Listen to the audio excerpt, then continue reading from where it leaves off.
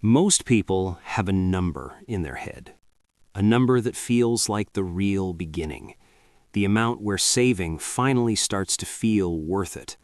$10,000, $20,000, enough to matter. And because that number feels far away, the saving never starts.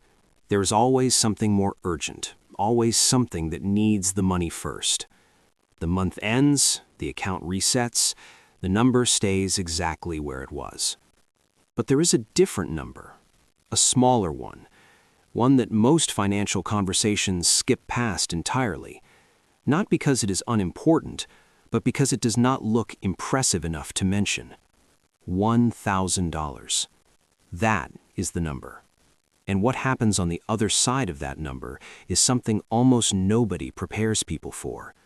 Because the first $1,000 saved does not just sit in an account, it changes the account of the person who saved it.